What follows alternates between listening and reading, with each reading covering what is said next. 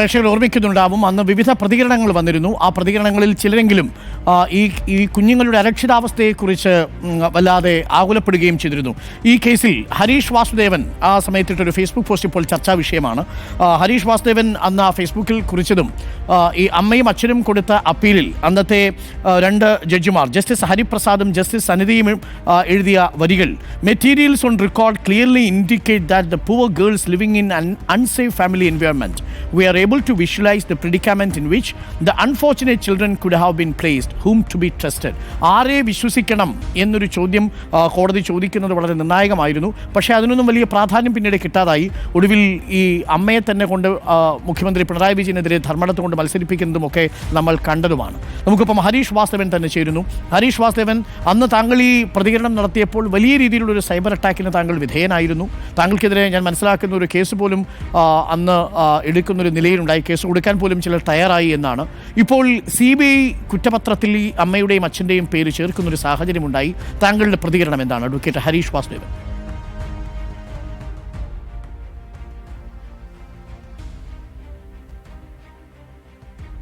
Advocate Harish, ഇപ്പോൾ അങ്ങയുടെ media മ്യൂട്ടാണ്. കേൾക്കാമോ? കേൾക്കാം, പറയൂ.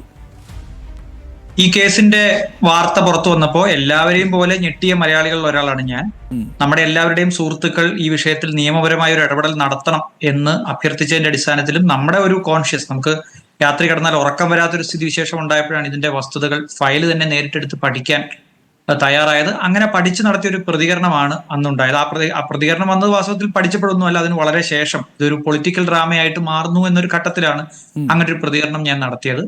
അന്ന് പറഞ്ഞ വസ്തുതയിൽ കൂടുതലൊന്നും എനിക്കിപ്പോൾ പറയാൻ കഴിയില്ല, പറയേണ്ട ആവശ്യമില്ല. കാരണം ഒന്ന്, നമ്മൾ കുറ്റപത്രം വിശദമായിട്ട് വായിച്ചിട്ടില്ല. രണ്ടാമത്തേത്, ആ കുറ്റപത്രത്തിൽ പറയാൻ സാധ്യതയുള്ള എന്താണെന്ന് ആ റിപ്പോർട്ട് വായിച്ച എന്നെ പോലെയുള്ള അഭിഭാഷകർക്ക് എല്ലാം ഏകദേശം മനസ്സിലായിരിക്കണം. ഏതായാലും കേരള ഹൈക്കോടതിയുടെ ഒരു ഡിവിഷൻ ബെഞ്ച് ഈ കേസ് പരിഗണിച്ചപ്പോൾ അവർക്കത് വളരെ കൃത്യമായി മനസ്സിലായി എന്നാണ് ഞാൻ ആ പോസ്റ്റിൽ സൂചിപ്പിച്ചത്.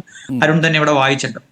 അപ്പൊ അതുകൊണ്ട് അന്ന് ആ പോസ്റ്റ് ഇട്ടതിന്റെ ഫലമായി എനിക്ക് കിട്ടിയത് ഒരു SC/ST അട്രോസിറ്റീസ് ആക്ടും അതുപോലെ ഒരു സ്ത്രീകളെ സെക്ഷലി ഹരാസ് ചെയ്യുന്നു എന്നുള്ള തരത്തിൽ, സോഷ്യൽ മീഡിയയിൽ ഹരാസ് ചെയ്യുന്നു എന്നുള്ള തരത്തിൽ ഒരു ക്രിമിനൽ കേസാണ് എനിക്ക് കിട്ടിയത്. ഞാൻ ആ ക്രിമിനൽ കേസ് ഇപ്പോഴും നടത്തിക്കൊണ്ടിരിക്കുകയാണ്. അപ്പൊ ഇത്തരം സത്യങ്ങൾ പറയുന്ന ആളുകളെ ക്രിമിനൽ കേസ് കൊടുത്ത് നിശബ്ദമാക്കാം എന്ന് കരുതുന്ന ആളുകൾ നമ്മുടെ നാട്ടിലുണ്ട്. അതുകൊണ്ടായിരിക്കാം അവർ അത്തരം ഒരു സമീപനം സ്വീകരിച്ചത്. ഞാൻ ആ കേസുമായിട്ട് മുമ്പോട്ട് പോവുകയാണ്. അപ്പം കേസ് നിലനിൽക്കുന്നതുകൊണ്ട് പറയാൻ കഴിയില്ല. പക്ഷേ ഇത്തരം സാഹചര്യങ്ങൾ ഉണ്ടാവും. ഞാൻ മനസ്സിലാക്കുന്നത് ഇന്നും ചില സാമൂഹ്യ മാധ്യമങ്ങളൊക്കെ ചില നിരീക്ഷകർ പറഞ്ഞതും ചിലർ എന്നെ വിളിച്ചു പറഞ്ഞതും ആ പ്രതികരണത്തിലുള്ളൊരു അപകടം, ഈ അമ്മ തന്നെ അങ്ങനെ ഒരു അരക്ഷിതാവസ്ഥയുടെ ഭാഗമാണെങ്കിൽ അത്തരം മനുഷ്യർ ജീവിക്കുന്ന, പാർശ്വവൽക്കരിക്കപ്പെട്ട മനുഷ്യർ ജീവിക്കുന്ന ഒരു സാഹചര്യത്തെ നമ്മൾ മുൻകൂട്ടി കാണേണ്ടിയിരുന്നില്ലേ? അവരെ പ്രത്യേകിച്ച് കുറ്റപ്പെടുത്താൻ കഴിയുമോ എന്നൊരു ചോദ്യം ചോദിച്ചു. എനിക്കറിയാം താങ്കൾക്ക് അത് പറയുന്നതിന് പരിമിതിയുണ്ട്. പക്ഷേ എങ്കിൽ പോലും ഇതോടുകൂടി ഈ കേസിൻ്റെ ഒരു പൂർണ്ണതയിലേക്ക് നമ്മൾ എത്തുന്നു എന്ന് വേണമോ മനസ്സിലാക്കാൻ? കാര്യം നേരത്തെ കേരള പോലീസ് ഈ കേസ് അന്വേഷിക്കുമ്പോഴും അതിലൊരു തടസ്സമായിട്ടുണ്ടായിരുന്നത് ഈ സാഹചര്യങ്ങളെക്കുറിച്ചുള്ള മെൻഷൻ കേരള പോലീസിന് എഴുതാൻ കഴിയാത്ത സാഹചര്യമുണ്ടായി. അന്ന് കേരള പോലീസാണ് ഇത് എഴുതുന്നതെങ്കിൽ എന്താണ് സംഭവിക്കുകയെന്ന് നമുക്കറിയാമല്ലോ. ഇതിപ്പോൾ CBIയും കേരള പോലീസും തമ്മിലുള്ള ഒത്തുകളി എന്നാണ് അമ്മ ഇപ്പോൾ പറയുന്നതെങ്കിലും ആ കുഞ്ഞിൻ്റെ സുഹൃത്ത് നൽകിയ മൊഴി ഇപ്പോഴും നമ്മുടെ മുന്നിലുണ്ട്. 164ഉം പിന്നീട് നൽകിയ മൊഴികളും വൈരുദ്ധ്യങ്ങളായിട്ടുണ്ട്, അല്ലേ അഡ്വക്കേറ്റ് ഹരീഷ് വാസുദേവ്? നമുക്ക് ഞാൻ ഈ കേസിന്റെ മെറിറ്റ് അല്ലാതെ പറയാം. നമുക്ക് ഇതിനകത്തൊരു സോഷ്യൽ ആംഗിൾ ഉണ്ടെന്നാണ് ഇപ്പൊ അരുൺ എന്നോട് ചോദിച്ചത്. ആ സോഷ്യൽ ആംഗിൾ നമുക്ക് എപ്പോഴും പറയാവുന്നതാണ്. കാരണം നിങ്ങൾ ജീവിക്കുന്ന ചുറ്റുപാടിൽ ദരിദ്രമായിട്ടുള്ള അവസ്ഥയിൽ ഇപ്പോഴും കുട്ടികളുണ്ട്. അപ്പൊ എന്റെ മുമ്പിൽ കുട്ടികളാണ് വിക്ടിം. തീർച്ചയായിട്ടും അവരുടെ മാതാപിതാക്കളും സാമൂഹികമായ അരക്ഷിതാവസ്ഥയുടെ വിക്ടിംസ് ആയിരിക്കാം. പക്ഷെ ആ വിക്ടിം നമ്മൾ ആലോചിക്കേണ്ടത്, ദരിദ്രമായ അവസ്ഥയിൽ ജീവിക്കുന്ന, സാമൂഹികമായി പിന്നാക്കാവസ്ഥയിൽ ജീവിക്കുന്ന മാതാപിതാക്കൾക്ക് അവരുടെ കുട്ടികളെ ഇത്തരത്തിൽ ലൈംഗികമായ ചൂഷണത്തിന് വിട്ടുകൊടുക്കാൻ കഴിയുമെന്നാണ് നമ്മൾ വാദിക്കുന്നതെങ്കിൽ കേരളത്തിൽ ഏതാണ്ട് 1-2 ലക്ഷം ആളുകൾ ഈ ദാരിദ്ര്യാവസ്ഥയിൽ ജീവിക്കുന്നുണ്ട്. ആ കുട്ടികളുടെ റൈറ്റ് ആണോ വലുത്? അവർക്കാണോ നീതി കിട്ടേണ്ടത്? അതോ അവരുടെ പുറത്ത് ക്ലെയിം എടുക്കുന്ന ആളുകൾക്കാണോ നീതി കിട്ടേണ്ടത്? അതുകൊണ്ട് തീർച്ചയായിട്ടും വസ്തുതാപരമായിരിക്കണം അന്വേഷണവും ശിക്ഷാവിധിയും എന്നാണ് ഞാൻ വിശ്വസിക്കുന്നത്. പിന്നെ നമ്മുടെ നാട്ടിലൊരു കുഴപ്പമുണ്ട്. സത്യം പറഞ്ഞാൽ തീർച്ചയായിട്ടും അത് ഡൈജസ്റ്റ് ചെയ്യാൻ ബുദ്ധിമുട്ടായിരിക്കും. നമുക്ക് പലപ്പോഴും നമുക്ക് കേൾക്കാൻ ഇഷ്ടമുള്ള സത്യങ്ങൾ മാത്രമായിരിക്കും കേൾക്കേണ്ടത്.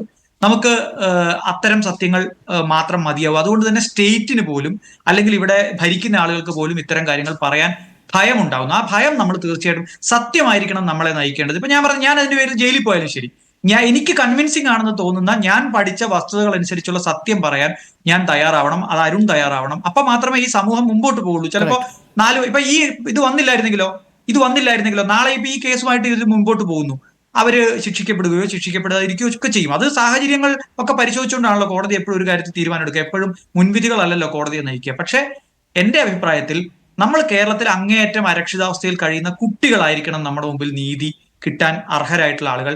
അതിന് പുറത്തുള്ള ആളുകളെല്ലാം നമ്മുടെ ഇവരെ സ്ഥാനാർത്ഥികളാക്കാനൊക്കെ നടത്തിയ നീക്കങ്ങളുണ്ട്. അതൊക്കെ ഇനി ചരിത്രത്തിൽ പരിഹാസത്തിന്റെ കുട്ടയിലായിരിക്കും. എനിക്കൊരു കാര്യം മാത്രമേ എല്ലാവരോടും അഭ്യർത്ഥിക്കാനുള്ളൂ.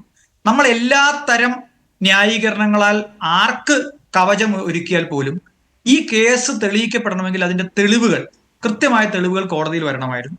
അത്തരം തെളിവുകൾ നശിപ്പിച്ചത് ആരാണ്? ആ അന്വേഷണം CBI നടത്തിയിട്ടുണ്ടോ എന്ന് എനിക്ക് അറിഞ്ഞുകൂടാ. അത് തെളിവുകൾ ആരാണ് നശിപ്പിച്ചത്? പോലീസിന് കൊടുക്കേണ്ട സുപ്രധാനമായ തെളിവുകൾ, ഉടുപ്പുകളടക്കം അല്ലെങ്കിൽ മറ്റു പ്രധാനപ്പെട്ട തെളിവുകളടക്കം, പ്രധാനപ്പെട്ട തെളിവുകൾ കത്തിച്ചു കളഞ്ഞത് ആരാണ് എന്ന അന്വേഷണം നടത്തേണ്ടതായിരുന്നു. വാസ്തവത്തിൽ നടത്തിയോ എന്ന് എനിക്ക് അറിഞ്ഞുകൂടാ. അത്തരം അന്വേഷണങ്ങൾക്ക് സമൂഹത്തിന് തടസ്സം നിൽക്കുന്നത് പലപ്പോഴും, ഞാൻ ഈ കേസിനെ പറ്റിയല്ല പറയുന്നത്, പൊതുവിൽ നമ്മൾ പെട്ടെന്ന് തന്നെ നമ്മുടെ പ്രിജുഡീഷ്യൽ ആയിട്ടുള്ള ജഡ്ജ്മെന്റുകളിൽ എത്തുകയും നമ്മൾ പെട്ടെന്ന് തന്നെ ഒരു നറേഷൻ തുടങ്ങുകയും ആ നറേഷൻ്റെ ഒന്നിച്ച് ബാക്കി എല്ലാവരും, നിയമ സിസ്റ്റം അങ്ങനെ പോകാൻ പറ്റാത്തതുകൊണ്ടാണ് ബഹുമാനപ്പെട്ട കേരള ഹൈക്കോടതിയിലെ ജഡ്ജിമാർ നോക്കൂ, അവരെ അതിന്റെ മെറിറ്റിനകത്ത് നിന്നുകൊണ്ടാണ് അവർ സംസാരിച്ചത്. അവരൊരിക്കലും അതിന്റെ അപ്പുറത്ത് കിടന്ന ആരെയും എന്ന ചോദ്യത്തിലെല്ലാം ഉണ്ട്. തീർച്ചയായിട്ടും ആ കുട്ടികൾ വിശ്വസിച്ചിരുന്ന ആളുകളെ, ഞാൻ ആ ജഡ്ജ്മെന്റിൽ പറഞ്ഞ കാര്യം മാത്രമാണ് വാസ്തവത്തിൽ ഞാൻ എൻ്റെ പോസ്റ്റിൽ വളരെ വിശദമായിട്ട് അതിന്റെ മറ്റ് ആംഗിളുകളാണ് പറഞ്ഞത്. അതുകൊണ്ട് തീർച്ചയായിട്ടും അത് കോടതിയുടെ പരിഗണനയിലാണ്. കോടതി അതിന്റെ ശരിതെറ്റുകൾ തീരുമാനിക്കട്ടെ. എനിക്കൊരു സംശയമില്ല. പൊതുബോധത്തിനെതിരെ നീന്തുക എന്നുള്ളത് അത്ര എളുപ്പം നടക്കുന്ന കാര്യമല്ല. സത്യത്തിന്റെ കരുത്തുണ്ടെങ്കിൽ നമുക്ക് ഏത് ഒഴുക്കിനെയും മുറിച്ച് കടക്കാനും കഴിയും. Thank you advocate Harish Vasudevan ചേർന്നതിന്. ഇതാണ് യഥാർത്ഥത്തിൽ സംഭവിച്ചത്. ഇനി CBI ആണ് ഈ കേസിന്റെ മെറിറ്റിലേക്ക് ഇനി കൊണ്ടുപോകേണ്ടത്. നമുക്ക് ശിക്ഷ വിധിക്കാനോ അന്വേഷണം നടത്താനോ ഉള്ള അധികാരമൊന്നുമില്ല. പക്ഷേ പണ്ട് പലർ അടക്കം പറയുകയും ഹരീഷിനെ പോലെയുള്ള ചില ആളുകളെങ്കിലും സോഷ്യൽ മീഡിയയിലൂടെ ഇക്കാര്യങ്ങൾ തുറന്നു പറയുകയും ചെയ്തിരുന്നു. അന്ന് വലിയ രീതിയിലുള്ള കൂരമ്പുകളാണ് ഏറ്റതെങ്കിൽ ഇപ്പോൾ പറഞ്ഞതിലൊക്കെ ചിലതിൽ വസ്തുതയുണ്ട് എന്ന് തെളിയുന്നു എന്നറിയുന്നതിൽ സന്തോഷം. പക്ഷേ എങ്കിലും ആ കുഞ്ഞുങ്ങളുടെ അവസ്ഥ എന്താണ് എന്നത് ആലോചിക്കുമ്പോൾ എല്ലാ ആശ്വാസങ്ങളും അസ്വസ്ഥതയ്ക്ക് വഴിമാറുകയും ചെയ്യും.